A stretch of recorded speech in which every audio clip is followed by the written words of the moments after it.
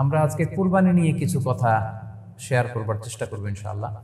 কুরবানির প্রসঙ্গটা আসলেই আমাদের স্মৃতির মানসপটে আমাদের ইব্রাহিম আলাইহিসসালাম এবং ইসমাইল আলাইহিসসালামের যে কুরবানি, ওনাদের যে আত্মত্যাগ, এই দৃশ্যপটটি কিন্তু আমাদের চোখের সামনে ভেসে ওঠে। আমরা জানি যে ইব্রাহিম আলাইহিসসালাম আল্লাহ তাআলা সন্তুষ্টির জন্য স্বীয় পুত্র ইসমাইল আলাইহিসসালামকে কুরবানি করতে চেয়েছিলেন, এবং সেই প্রসঙ্গ থেকেই কিন্তু আমরা প্রতি বছর জিলহজের 10 তারিখে কুরবানি করে থাকি।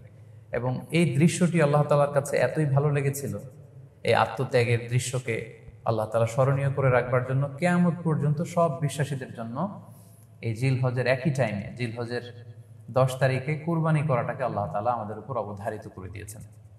এই বিষয়টি সূরাতুস সাফফাতের 105 নম্বর আয়াতে আল্লাহ তাআলা এভাবে ইরশাদ করছেন, ফালাম্মা বালাগা মাআহু সা'য়া ক্বালা ইয়া বুনাইয়া ইন্নী আরা ফিল মানামি আন্নী আযবাহুক ফানজুর মাযা তারা।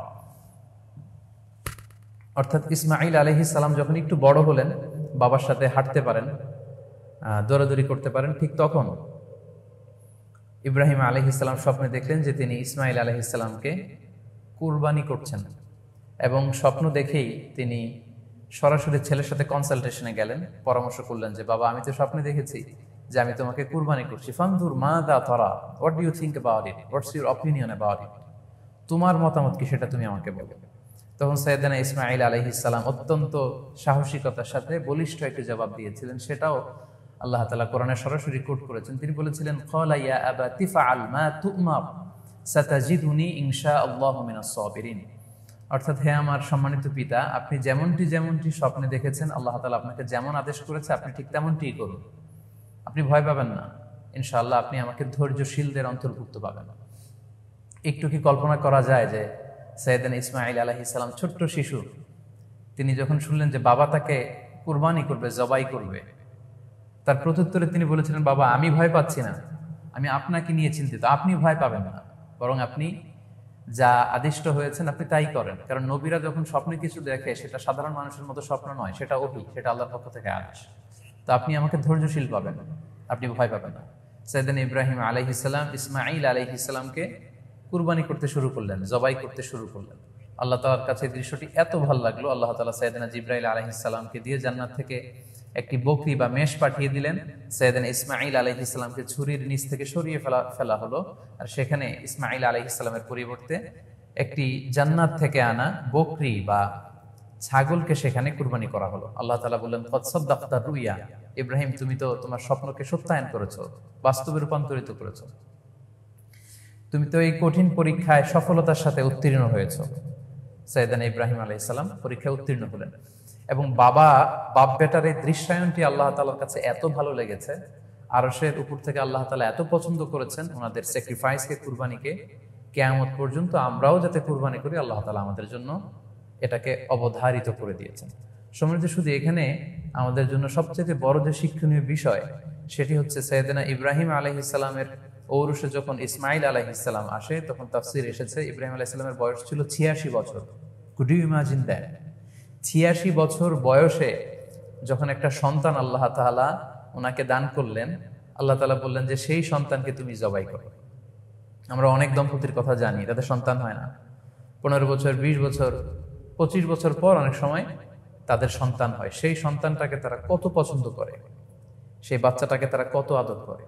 তো 86 বছর বয়সে আল্লাহ তাআলা ইসমাঈল আলাইহিস সালামকে দান করেছিলেন। এই আদরের সন্তানটাকে আল্লাহ তাআলা বলেন, তুমি কুরবানি করো। কারণ এই বয়স্ক অবস্থায় যখন ইব্রাহিম আলাইহিস সালাম ইসমাঈল আলাইহিস সালামকে পেয়েছিলেন, তখন তিনি হৃদয়টাকে উজাড় করে দিয়ে নিজের ছেলেটাকে ভালোবাসতে শুরু করলেন, এবং হৃদয়ের ভালোবাসার জায়গাটার মধ্যে যে সিংহাসন, সেই সিংহাসনে তিনি ইসমাঈলকে বসিয়েছিলেন।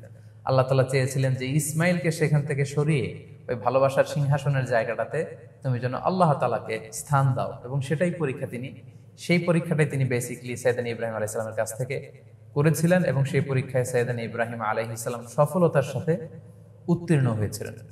অর্থাৎ আল্লাহ চেয়েছিলেন যে তোমার হৃদয়ের ভালোবাসার সবচাইতে বড় জায়গাটা হচ্ছে ইসমাঈল, তোমার পুরো হৃদয়টা জুড়ে আছে ইসমাঈল। আমি চাই তুমি আমার সন্তুষ্টির জন্য এই ইসমাঈলকে বিলিয়ে দাও, এই ইসমাঈলকে কুরবানি করে দাও।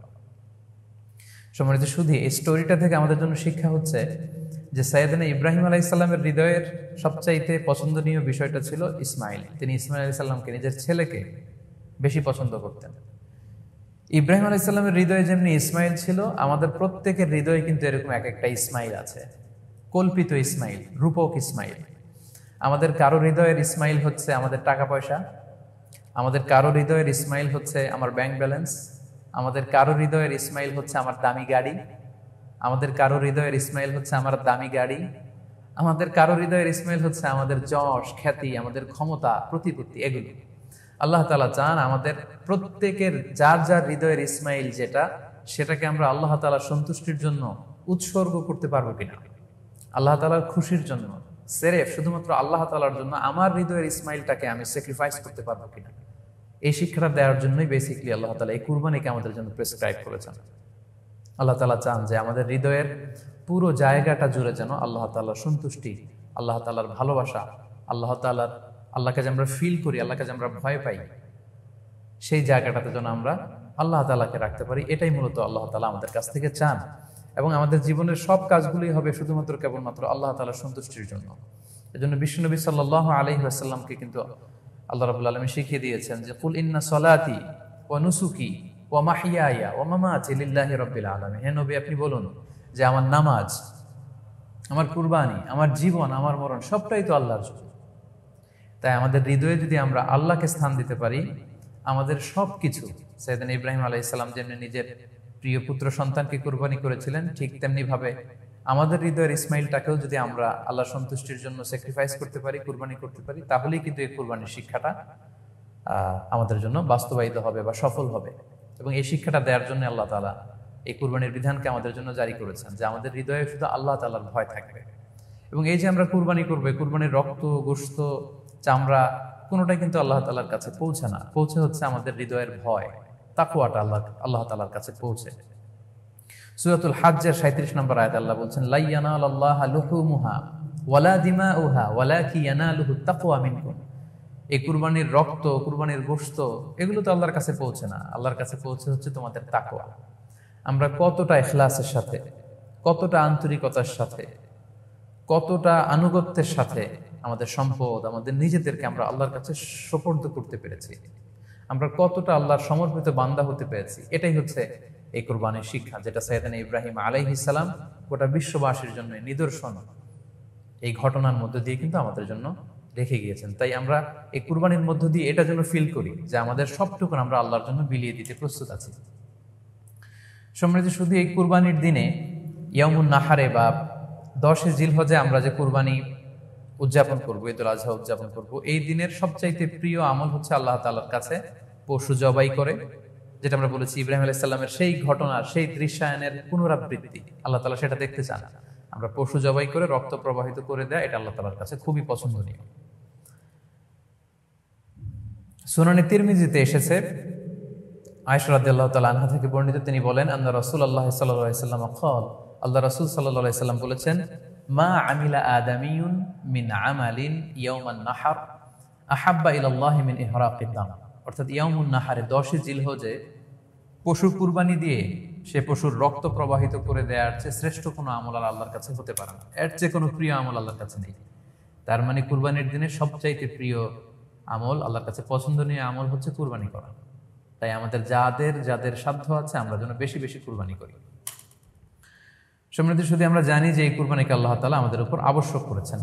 কুরবানির হুকুম সম্পর্কে যদি বলি তাহলে বলবো যে এটা ওয়াজিব হানাফি স্কুল অফ থট অনুযায়ী, কিন্তু অন্যান্য মাযহাবে এটাকে সুন্নাতে মুআক্কাদা বলা হয়েছে। মেজরিটি স্কলাররা, জুমহুরুল ফুকাহা, ইমাম শাফিঈ, আহমদ এবং ইমাম মালিকদের মতে, তাদের মতে এটা হচ্ছে সুন্নাতে মুআক্কাদা। কিন্তু হানাফি মাযহাবে এই কুরবানি করা হচ্ছে ওয়াজিব। যেহেতু আমাদের বাংলাদেশে বেশিরভাগই হচ্ছে হানাফি মাযহাবের অনুসারী, সো এটা কিন্তু আমাদের জন্য অবধারিত। যাদেরকে আল্লাহ তাআলা সম্পদ দিয়েছেন, টাকা পয়সার মালিক বানিয়েছেন, স্বাবলম্বী করেছেন, আমাদের প্রত্যেকের উপর কিন্তু এই কুরবানি করাটা ওয়াজিব।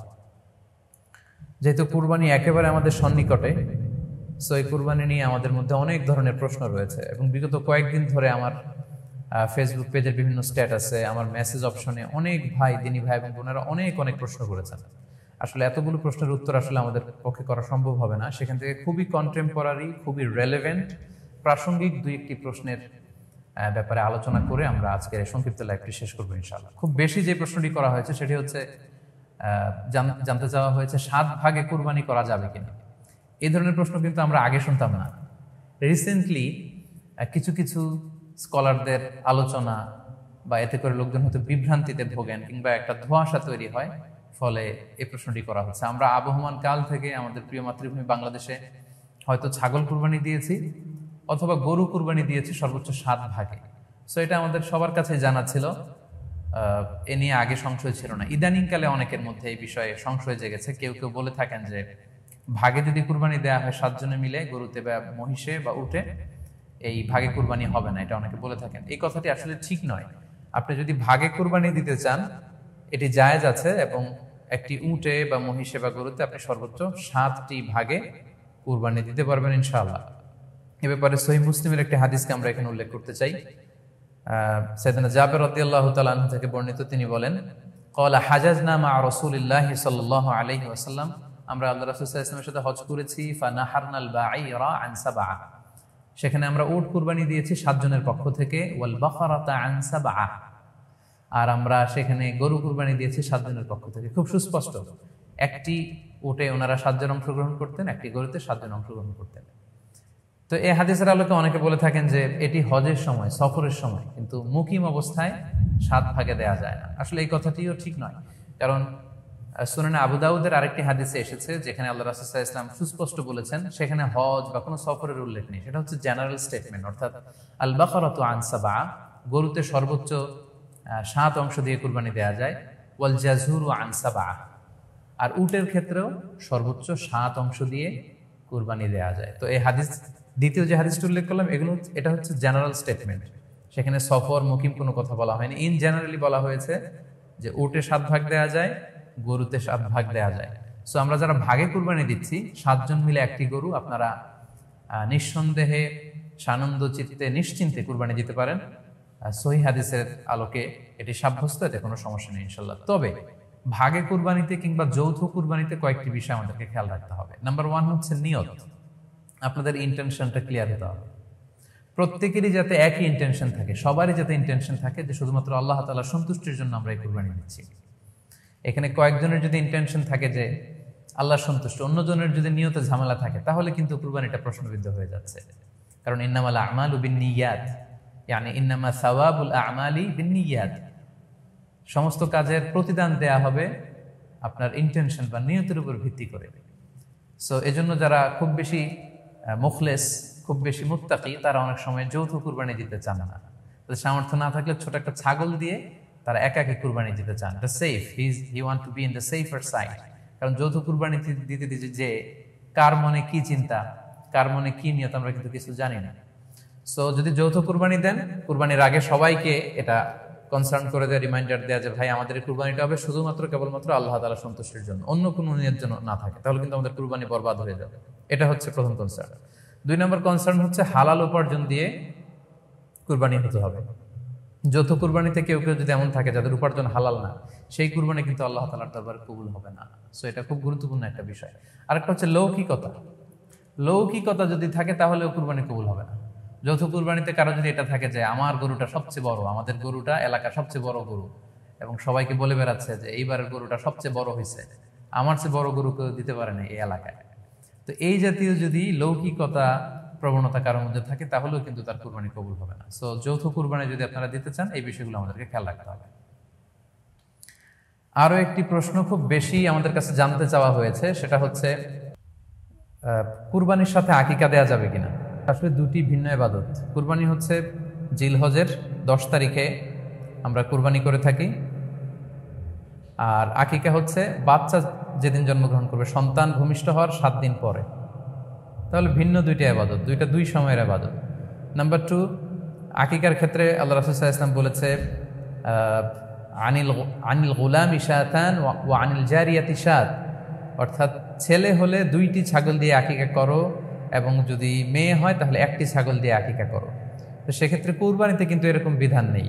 কুরবানিতে কিন্তু 1টি ছাগল দিয়ে আপনি কুরবানি করলে কুরবানি হয়ে যাচ্ছে, সেখানে 2টি ছাগল দেওয়া লাগবে এমন কোনো কথা নেই। তো এভাবে আমরা বুঝতে পারতেছি, খুবই স্পষ্টত কমন সেন্স খাটালেও আমরা বুঝতে পারতেছি, এবং আল্লাহ রাসূল সাল্লাল্লাহু আলাইহি ওয়াসাল্লামের ভাষ্যগুলো অনুসারে আমরা বুঝতে পারছি দুইটা 2 ধরনের ইবাদত। যদিও এই 2 ইবাদতে কিছুটা মিল আছে, কিন্তু দুইটা 2 সময়ের ইবাদত, দুইটা আলাদা, দুটি উপলক্ষ, দুইটার আলাদা নির্ধারিত সময় রয়েছে। যেমন আকিকার ক্ষেত্রে সুন্নাহ হচ্ছে বাচ্চা যেদিন জন্মগ্রহণ করবে তার 7ম দিন শেষে 7 দিন পরে আপনি আকিকা করবেন। আল্লাহ রাসূল সাল্লাল্লাহু আলাইহি ওয়াসাল্লাম বলেছেন, কুল্লু গুলামিন মুরতাহানুন বিআকিকাতিহি তুযবাহু আনহু ইয়াওমা সাবিহি। প্রত্যেক সন্তানের আকিকা দিতে হয় তার 7ম দিনে, ওয়া ইউহলাকু ওয়া ইউসাম্মা, এবং 7ম দিনে মাথার চুল ফেলে দিতে হয়, তার সুন্দর একটি নাম রাখতে হয়। তাহলে আকিকার বিধান হচ্ছে সম্মানিত সুধী সন্তান জন্মগ্রহণ করার 7 দিন পরে। আমরা বুঝতে পারলাম আল্লাহ রাসূল সাল্লাল্লাহু আলাইহি ওয়াসাল্লামের ভাষ্য অনুযায়ী, কথা অনুযায়ী, কওল অনুযায়ী। এবার যদি আমরা আল্লাহ রাসূল সাল্লাল্লাহু আলাইহি ওয়াসাল্লামের আমল দেখি, ওনার ব্যক্তিগত আমল কী ছিল, সেক্ষেত্রে আমরা সহিহ ইবনে হিব্বানের একটি হাদিস উল্লেখ করব, যেটিকে ইবনে হাজার আল আসকালানি উনি ওনার ফাথুল বারিতে সহিহ হিসেবে উল্লেখ করেছেন। আয়েশা রাদিয়াল্লাহু তাআলা আনহার বর্ণনা, তিনি বলেন যে আক্কা রাসূলুল্লাহি সাল্লাল্লাহু আলাইহি ওয়াসাল্লাম আনিল হাসানি ওয়াল হুসাইনি ইয়াউমা সাবিঈ ওয়া সাম্মাহুমা।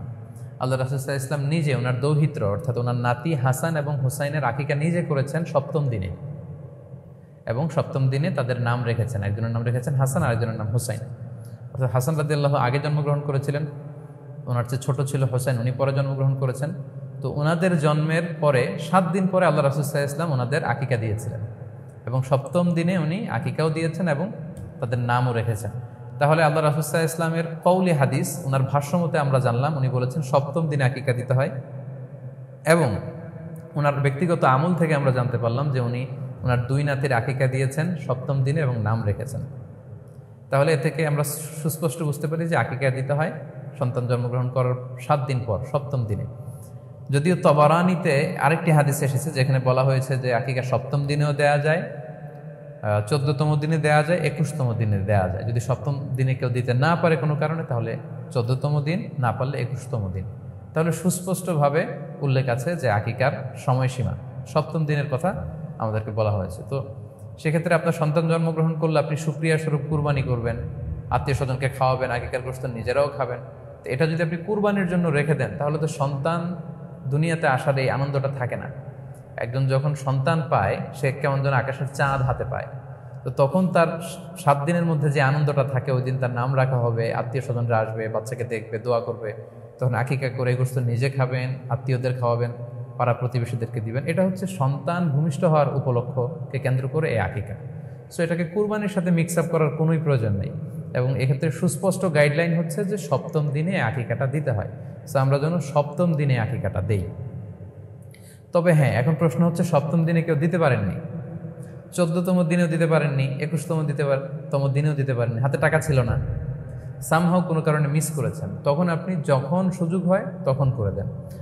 ওই প্রেক্ষাপটে আপনি যদি কুরবানির সময়ও আকিকা দিয়ে দিতে চান, এটা আদায় হয়ে যাবে ইনশাল্লাহ।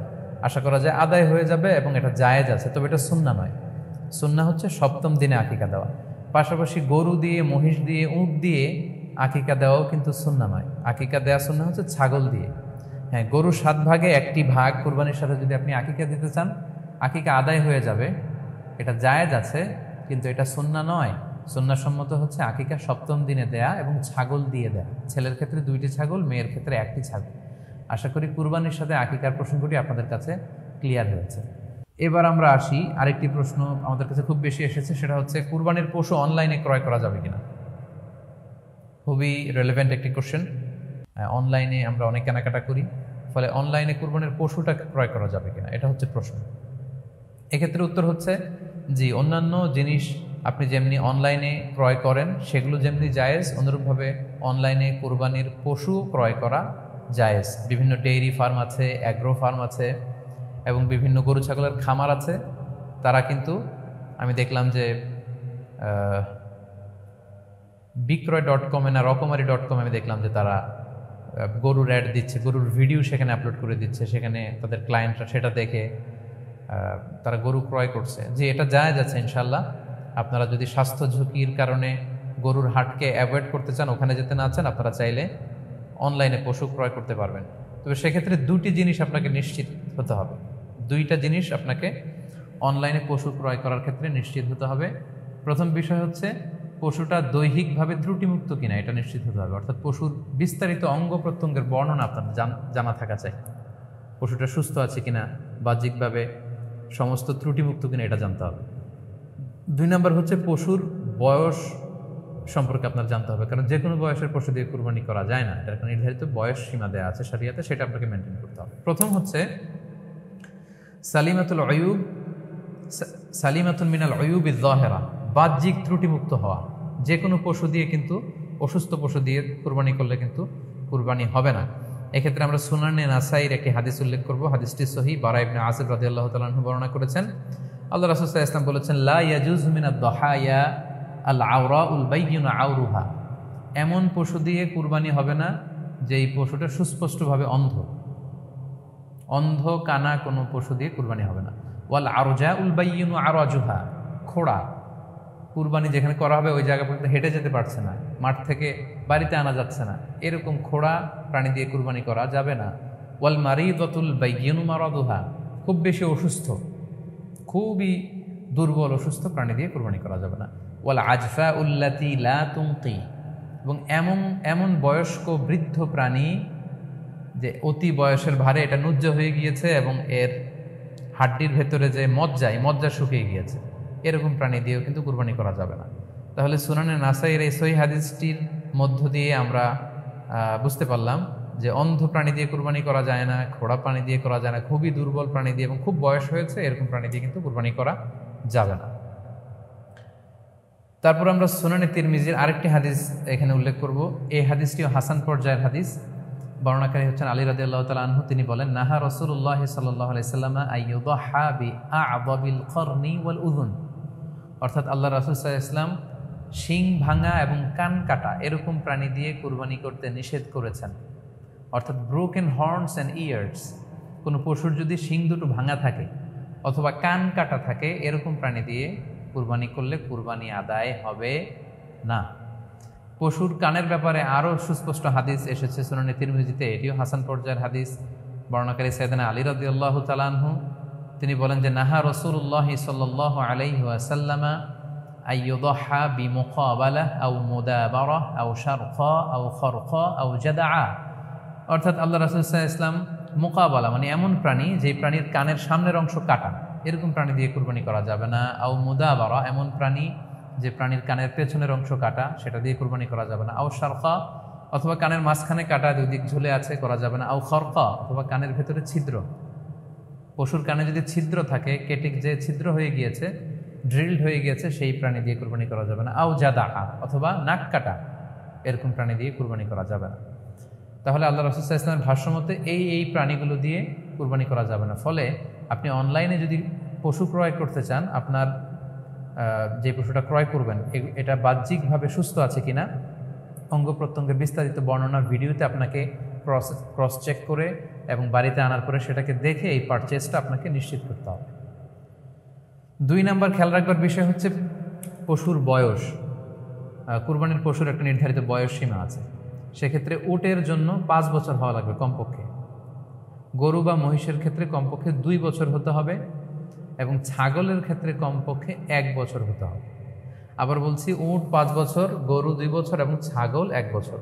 তবে মেষ বা ভেড়া, দুম্বা এগুলো যদি 6 মাসের হয়, দেখতে যদি মোটা সোটা হয়, 1 বছরের মতো মনে হয়, তাহলে সেগুলো দিয়েও কুরবানি করা যাবে। সেক্ষেত্রে পশুর যে দাঁত আছে, নিচের পাটের যে পশুর দাঁত, এই দাঁতগুলোর পাশে 2টা ধারালো দাঁত থাকে, এগুলো উঠেছে কিনা এগুলো দেখে দেখে আপনারা পশুর বয়সকে নির্ণয় করতে পারবেন। তাহলে অনলাইনে ক্রয়ের ক্ষেত্রে আমাদের উত্তর হচ্ছে যে অনলাইনে আপনি পশু ক্রয় করতে পারবেন। সেক্ষেত্রে আপনাকে 2টি বিষয় খুব খেয়াল রাখতে হবে। এক হচ্ছে পশুর অঙ্গ প্রত্যঙ্গ ঠিক আছে কিনা, বাহ্যিকভাবে সব ধরনের ত্রুটিমুক্ত কিনা। 2 নম্বর হচ্ছে পশুর বয়স। এই 2টি জিনিস যদি আপনি এনশিওর করেন, আপনি অনলাইনে পশু ক্রয় করে সেটা দিয়ে কুরবানি করলে কুরবানি হয়ে যাবে ইনশাল্লাহ, কোনো সমস্যা নেই। আরও একটি প্রশ্ন আমাদের কাছে খুব বেশি এসেছে, সেটা হচ্ছে কুরবানি কি পুরো পরিবারের পক্ষ থেকে একজন দিতে হবে নাকি সামর্থ্যবান প্রত্যেকের দিতে হবে? আমি আবার বলছি, প্রশ্নটি হচ্ছে যে অনেকে এই প্রশ্নটি করেছেন যে পুরো পরিবার থেকে একজন দিলে হয়ে যায় নাকি সামর্থ্যবান প্রত্যেকের দিতে হয়। সম্মানিত দিনী ভাই এবং বোনেরা, এটি একটি মতবিরোধপূর্ণ মাসআলা, অর্থাৎ এই মাসআলার ক্ষেত্রে স্কলারদের মধ্যে মতভেদ পাওয়া যায়। এক্ষেত্রে 2টি মতামত। একদল স্কলার বলেছেন যে এটা পরিবারের পক্ষ থেকে একজন দিলে আদায় হয়ে যাবে। অপর মতামত হচ্ছে যে না, সামর্থ্যবান প্রত্যেকেরই দিতে হবে। আমরা 2টি মতামত নিয়ে আলোচনা করি। প্রথম মত হচ্ছে যে এক পরিবারের পক্ষ থেকে একজনই যথেষ্ট। এই মতামতটিও দলিলের দিক থেকে বেশ শক্তিশালী। সেক্ষেত্রে আমরা মেহনাফ ইবনে সুলাইম রাদিয়াল্লাহু তাআলা আনহুর বর্ণিত একটি হাদিস সুনানে আবু দাউদে এসেছে, হাদিসটি হাসান পর্যায়ের হাদিস। তিনি বলছেন, ওয়া নাহনু উকুফুন মা রাসূলিল্লাহ বিআরাফাতিন, আমরা রাসূল সাল্লাল্লাহু আলাইহি ওয়াসাল্লামের সাথে 9 জিলহজ আরাফার ময়দানে ছিলাম। ক্বালা, তখন আল্লাহ রাসূল সাল্লাল্লাহু আলাইহি ওয়াসাল্লাম আমাদেরকে বলেছেন, ইয়া আইয়ুহান নাস, হে মানব সকল, ইন্না আলা কুল্লি আহলি বাইতিন ফি কুল্লি আমিন উদহিয়া, অর্থাৎ প্রত্যেকটি, আল্লাহ রাসূল সাল্লাল্লাহু আলাইহি ওয়াসাল্লাম বলেছেন, প্রত্যেকটি ফ্যামিলির জন্য প্রতি বছর একটি কুরবানি ওয়াজিব হয়। আমি আবার বলছি, প্রত্যেক ফ্যামিলির জন্য প্রতি বছর কুরবানি দিতে হয় কয়টি? একটি। তাহলে কুরবানি পরিবারের পক্ষ থেকে একটি দিলেই আদায় হয়ে যাবে। সুনানি তিরমিজির আরও একটি হাদিস আমরা এখানে উল্লেখ করতে পারি, এই হাদিসটিও সহিহ। সাইয়েদনা আতা ইবনে ইয়াসার রাদিয়াল্লাহু তাআলা আনহু, উনি আবু আইয়ুব আল আনসারী রাদিয়াল্লাহু তাআলা আনহুকে জিজ্ঞেস করেছিলেন যে কাইফা কানাতিল উদহিয়া ফি আহদি রাসূলিল্লাহ, হে আল্লাহর নবীর সাহাবী, আল্লাহ রাসূল সাল্লাল্লাহু আলাইহি ওয়াসাল্লামের জামানাতে কুরবানি কেমন হতো, কিভাবে তারা কুরবানি দিতেন? তো আবু আইয়ুব আল আনসারী রাদিয়াল্লাহু তাআলা আনহু উনি বলেছেন, কানা রাজুলু ইউদাহি বিশাতি আনহু ওয়া আন আহলিহি, আল্লাহ রাসূল সাল্লাল্লাহু আলাইহি ওয়াসাল্লামের সময়কালে লোকজন একটি ছাগল কুরবানি দিত তার পক্ষ থেকে এবং তার ফ্যামিলির পক্ষ থেকে। আনহু ওয়া আন আহলিহি, তার নিজের পক্ষ থেকে এবং ফ্যামিলির পক্ষ থেকে। অর্থাৎ এই হাদিসগুলোর আলোকে বোঝা যায় যে পুরো পরিবারের পক্ষ থেকে একজন কুরবানি দিয়ে দিলেই আদায় হয়ে যাবে। স্বামীও চাকরি করেন, স্ত্রীও চাকরি করেন, স্বামীরও টাকা আছে, স্ত্রীর টাকা আছে, দুইজনের আলাদা করে দিতে হবে না। স্বামী যদি একটা ছাগল কুরবানি দিয়ে দেয় তাহলে স্ত্রীর পক্ষ থেকে, পুরো ফ্যামিলির পক্ষ থেকে কুরবানি আদায় হয়ে যাবে। এই হাদিসগুলোর আলোকে বোঝা গেল। দ্বিতীয় আরেকটি মত আছে, সেই মতটি হচ্ছে প্রত্যেক সামর্থ্যবানের উপর ওয়াজিব। এটি ইমাম আবু হানিফার মত এবং আমাদের বাংলাদেশে এটিরই প্রচলন হয়ে এসেছে। আমরা এই মতামতটিকেই বেশি আমরা শুনে থাকি সব জায়গায়, যে যারাই সামর্থ্যবান প্রত্যেকের আলাদাভাবে দিতে হয়। স্বামী সামর্থ্যবান হলে স্বামীর দিতে হবে, স্ত্রী সামর্থ্যবান হলে স্ত্রীকে দিতে হবে, ছেলেরা হলে ছেলের দিতে হবে। এটা প্রত্যেকের আলাদাভাবে ইন্ডিভিজুয়ালি দিতে হয়। এবং সেক্ষেত্রে ওনারা দলিল দিচ্ছেন সুনানে ইবনু মাজার একটি হাদিস, হাদিসটি সহিহ, যেখানে আল্লাহ রাসূল সাল্লাল্লাহু আলাইহি ওয়াসাল্লাম বলেছেন, মান কানা লাহু সাআহ, যার সামর্থ্য আছে কিন্তু ওয়ালাম ইউদাহি, সামর্থ্য থাকার পরেও সে কুরবানি দেয় না, ফালা ইয়াকরাবান্না মুসাল্লানা, সেজন্য ঈদুল আজহার দিন আমার ঈদগাহে না আসে নামাজ পড়তে। আল্লাহ রাসূল সাল্লাল্লাহু আলাইহি ওয়াসাল্লাম হুঁশিয়ারি বাণী ঘোষণা করেছেন, ধমক দিয়েছেন যে সামর্থ্য থাকার পরেও যে কুরবানি দেয় না সেজন্য আমার ঈদগাহে না আসে। এই হাদিসের আলোকে ওনারা বলেছেন মান কানা লাহু সাআহ, যার সামর্থ্য আছে। ওনারা বলছেন যে এটা ইন জেনারেল, ব্যাপক, যারই সামর্থ্য আছে তাকেই দিতে হবে। সো এখানে বাস্তবতা হচ্ছে দুই পক্ষেরই খুব ভ্যালিড দলিল আছে। আর কোনো মাসালার ক্ষেত্রে যখন মতবিরোধ থাকে, দুই পক্ষেরই দলিল থাকে, সেক্ষেত্রে বাড়াবাড়ি করাটা অনুচিত। বরং এটা হচ্ছে ইসলামের সৌন্দর্য, এখানে প্রশস্ততা রয়েছে। সো যারা মনে করে যে ফ্যামিলির পক্ষ থেকে একজন কুরবানি দিলেই আদায় হয়ে যাবে, তাদেরও দলিল আছে, তাদেরকে সেটা করতে দেওয়া উচিত। তবে আমরা এটাকেই সাজেস্ট করি যে প্রত্যেক সামর্থ্যবানের উপর কুরবানি দেওয়া উচিত। এতে করে যিনি কুরবানি দিবেন উনি সওয়াব পেয়ে উপকৃত হলেন, আবার উনি কুরবানি দেওয়ার কারণে গোশত বিতরণ করলেন, ফলে গরিবরা উপকৃত হলো। সো সামর্থ্যবান প্রত্যেকেরই উচিত বেশি বেশি কুরবানি দেয়া। আশা করি এই মাসালাটাও আপনারা বুঝতে পেরেছেন। সম্মানিত শুধু আমরা আমাদের লাইভের একেবারে শেষের দিকে চলে এসেছি। আমরা খুব বেশি লম্বাচড়া করতে চাই না, যদিও বলেছিলাম সংক্ষিপ্ত লাইভ, মাঝখানে একবার ইন্টারনেট এবং ইলেকট্রিসিটি চলে যাওয়ার কারণে একবার ইন্টারাপ্ট হলো। এ পর্যায়ে আমরা অল্প কয়েকটি রিমাইন্ডার আপনাদের সাথে শেয়ার করে আজকের আলোচনাটুকু আমরা এখানেই জবনিকা টানবো, এখানেই আমরা আলোচনাটি শেষ করবো ইনশাআল্লাহ। প্রথম যে রিমাইন্ডারটি আপনাদের সাথে আমি শেয়ার করতে চাই সেটি হচ্ছে, সম্মানিত সুধী, আমরা অনেকেই বাজার থেকে পশু আনার সময় বা কুরবানি করার সময় পশুর সাথে অনেক বেশি অমানবিক আচরণ করি। এতে করে কিন্তু আপনার কুরবানিটা, পুরো কুরবানির প্রক্রিয়াটাই প্রশ্নবিদ্ধ হয়ে যেতে পারে। তাই আজকের লাইভের মধ্য দিয়ে যারাই আপনারা যুক্ত হয়েছেন, আমি সবাইকে বলছি আমরা যাতে পশুর সাথে মানবিক আচরণ করি, কুরবানির পশুর সাথে এমন কোনো আচরণ যাতে না করি যাতে ওর কষ্ট না হয়, আমরা যেন এটা খেয়াল রাখি। বিশেষ করে জবাই করার আগে পশুকে ভালোভাবে রশি দিয়ে বেঁধে নেওয়া এবং ছুরিটা, যেই ছুরি দিয়ে জবাই করা হবে সেটা খুব ধারালো থাকা। আল্লাহ রাসূল সাল্লাল্লাহু আলাইহি ওয়াসাল্লাম কিন্তু এই দিক নির্দেশনা আমাদেরকে দিয়েছেন। সুবহানাল্লাহ, ইসলাম যে কতটা চেক অ্যান্ড ব্যালেন্স, কতটা ভারসাম্যপূর্ণ জীবন বিধান। আল্লাহ রাসূল সাল্লাল্লাহু আলাইহি ওয়াসাল্লাম সহিহ মুসলিমের বর্ণনায় তিনি বলছেন, ইদা যাবাহতুম ফাআহসিনু যিবহা, তোমরা যখন জবাই করবে সেখানেও তোমরা ইহসান করো। কেননা আল্লাহ তাআলা সব জায়গায় ইহসানকে অবধারিত করেছেন। আমরা জীবনে যাই করব না কেন সেটা ইহসানের সাথে করতে হবে। তো পশুটাকে কিন্তু আমি জবাই করব, স্লটার করব। আল্লাহ রাসূল সাল্লাল্লাহু আলাইহি ওয়াসাল্লাম বললেন, যখন স্লটার করবে, জবাই করবে, তখনও সেটার প্রতি ইহসান করে তোমরা জবাই করো। ওয়া ইযা যাবাহতুম ফাআহসিনুজ যিবহা, সেক্ষেত্রেও তোমরা সফট হার্টেড হও, সেটাকে ইহসানের সাথে জবাই করো। কিভাবে ইহসানের সাথে জবাই করবে? ওয়ালিউহিদ্দা আহাদুকুম শাফরাতাহু ওয়ালিউরিহ যাবিহাতাহু, তোমরা তোমাদের ছুরিটা খুব বেশি করে ধারালো করে নাও, যাতে করে খুব স্মুথলি স্লটারিংটা হয়ে যায়, খুব স্মুথলি কুরবানিটা তাড়াতাড়ি হয়ে যায়, যাতে প্রাণীটার কষ্ট না হয়। আমরা প্রায়ই আমাদের ব্যাখেয়ালে বা অবহেলাবশত কুরবানির পশু ট্রাক থেকে নামানো, হাট থেকে নিয়ে আসা, এমনভাবে আমরা কুরবানির পশুর সাথে ট্রিট করি, এতে করে কিন্তু অনেক অমানবিক আচরণ আমাদের দ্বারা প্রকাশ পেয়ে যায়। সো আমরা যদিও এটাকে জবাই করবো, আমরা যেন ইহসানের সাথে জবাই করি, এই বিষয়টা যেন আমরা খেয়াল রাখি। এটা হচ্ছে প্রথম রিমাইন্ডার। দ্বিতীয় রিমাইন্ডার হচ্ছে, আমাদের দেশে প্রায় এটা ঘটে, জবাই করার পরে অনেক কসাইরা তাড়াতাড়ি এই পশুটার দেহ থেকে প্রাণ বের হয়ে যাওয়ার জন্য ছোট ছুরি দিয়ে জবাই করা প্রাণীটার গলার মধ্যে খোঁচা মারতে থাকে, গলায় বারবার খোঁচা মারতে থাকে। এটা কিন্তু ঠিক না। স্পাইনাল কর্ডে যদি আপনি জবাই করার পরে বারবার খোঁচা মারেন, তাহলে কিন্তু এই প্রাণীটার অপমৃত্যু হতে পারে, অর্থাৎ এটা স্বাভাবিক কোনো মৃত্যু নয়। স্বাভাবিক মৃত্যু হচ্ছে জবাই করে দেয়া, এবং ইসলাম এটাকে আমাদের জন্য বৈধ করেছেন। আমরা জানি যে পাশ্চাত্যে গরুর মাথায় বুলেট মারা হয়, অথবা ইলেকট্রিক্যাল শক দিয়ে ওটাকে হত্যা করা হয়, অথবা ভারী কোনো লোহার হাতুড়ি দিয়ে গরুর মাথায় আঘাত করে সেটাকে মারা হয়। কিন্তু ইসলাম এগুলোকে নিষেধ করেছে। ইসলামের বিধান হচ্ছে স্লটারিং করা, আপনি জবাই করে দিবেন। সেক্ষেত্রে আমার মনে হয় 10 থেকে 15 মিনিট যদি আমরা একটু ওয়েট করি, গরুর দেহ থেকে সবগুলো রক্ত কিন্তু বের হয়ে যাবে, ফলে এটার গোশতটা উপা দেওয়া হবে আমাদের জন্য।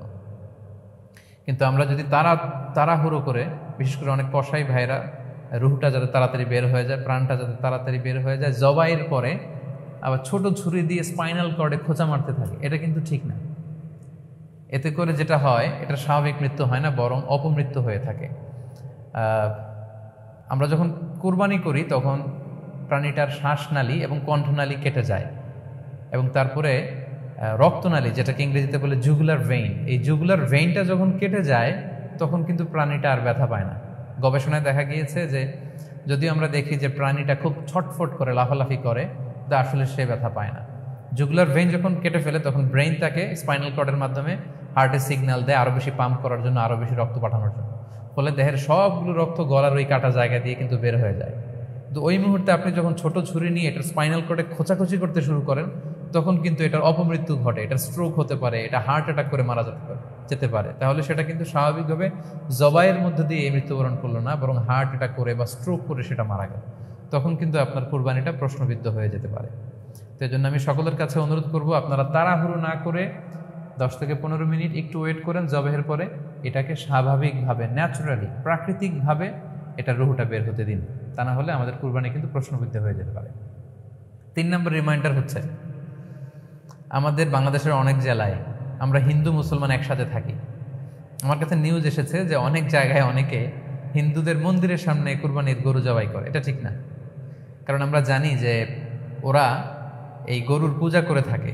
সো আমরা এমন কিছু করব না যেটা ওদেরকে খুব বেশি কষ্ট দিবে। সো অনেকে শুনেছি যে উস্কানিমূলকভাবে তারা একটু দেখিয়ে দিতে চায় বা তাদের উপর প্রতিশোধ নিতে চায়।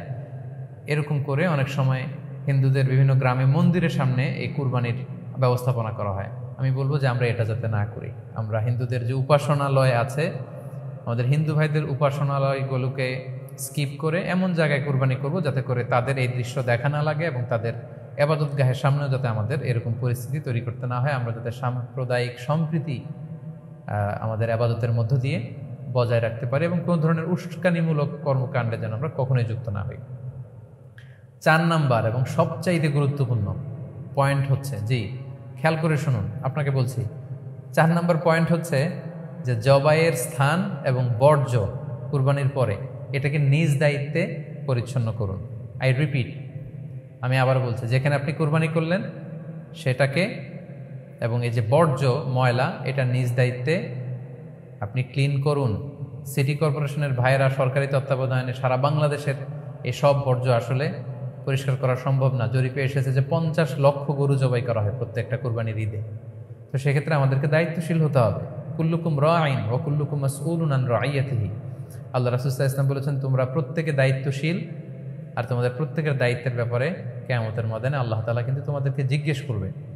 তাই আমরা যেন নিজ দায়িত্বে এই কুরবানির করার স্থান এবং বর্জ্য যেন পরিষ্কার করি।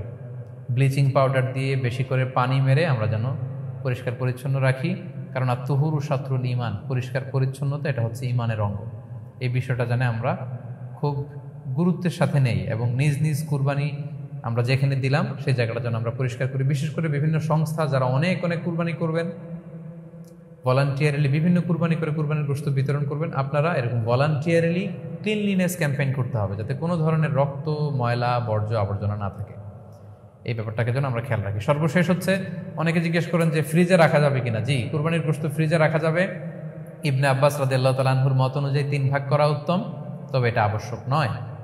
আপনি 1 ভাগ নিজে খাবেন, 1 ভাগ আত্মীয় স্বজন প্রতিবেশীদের দিবেন, আরেক ভাগ গরিব দুঃখীদের মাঝে বন্টন করে দিবেন, এটা উত্তম, কিন্তু এটা আবশ্যক নয়। পুরো গোশত যদি আপনার লেগে যায় আপনি ভোগ করতে পারেন, আর যদি আপনার কাছে অতিরিক্ত গোশত থাকে এটা আপনি আত্মীয়দের দান করুন, গরিব আত্মীয়দের আপনি উপহার দিন, গরিব মিসকিনদের, সুবিধা বঞ্চিত মানুষদেরকে আপনি এগুলো দান করুন।